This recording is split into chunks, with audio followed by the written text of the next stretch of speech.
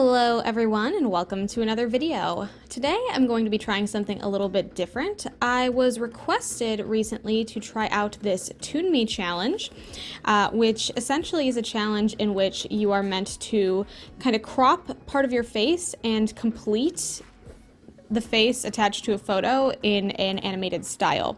So I am definitely not an animator. I'm not the best artist in the world, but I thought it would be kind of interesting to take on the challenge of converting my face into a cartoony, more animated-like look, or at the very least be more digital. So as you can see here, that is exactly what I'm doing. I've actually used the app Autodesk Sketchbook for this. This is the same app that I've used to try my digital art in the past, and I actually really do enjoy this app. I'm very used to it. I like using it, and it hasn't caused me any problems. It's very, very intuitive, very simple to use.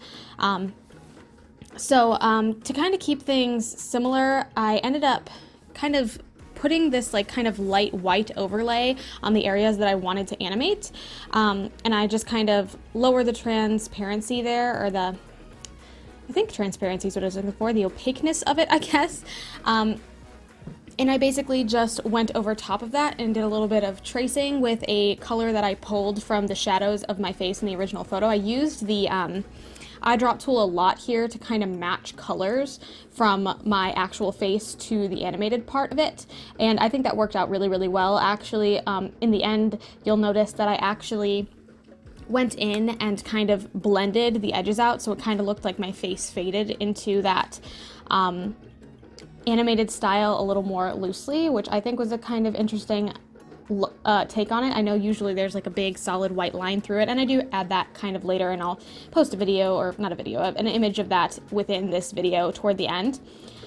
But overall, I'm really pleased with how it came out. This is definitely, it's not something I'm super used to. You can see I'm kind of using, I think, a watercolor tool, and I'm kind of picking up colors. The top of my hair is a little bit darker than the bottom part, so kind of doing a little bit of color matching, cleaning up the edges. I think the most interesting part for me was kind of picking out the right colors and trying to find the right colors as they came out in the pictures. And I also added, tons of layers. I had a skin layer, I had an outline layer, and I had the color layer that was not the skin, but for my lips and my eyes and all that, so that I could put the skin underneath. You can see here I'm actually trying to highlight my face using the similar highlight color that I used actually on my face, and here I'm kind of adding in the shadows, which again I eyedropped from the original colors on my face. I think here is where I decided that my really dark brown eyebrow kind of didn't really suit what I had going on. Even though my eyebrows definitely are a little bit darker, closer to the top of my head, I decided to match it with the color that was in my hair, which was closer to the bottom color. And I obviously went in and did a lot of blending and kind of tried making it look a little more seamless, I suppose. I also kept meaning to go up. You'll see me move up and down quite a bit to try to get to my glasses, and I totally forgot. That probably was the very last minute thing that I did, was to remember to put in my glasses. I finally did it here. They're like a tortoiseshell kind of brown, so they alternate between different shades of brown, and let me tell you, I could not be bothered. I just kind of made it blend in, which I think ended up working out pretty well. And I also added another layer of just this background color where I pulled the color off of my wall. It's actually a plain white wall, but I really wanted to make sure that it looked like it was from the same image. I've seen plenty of YouTubers or, internet artists do something similar to this, where they, color over the original image.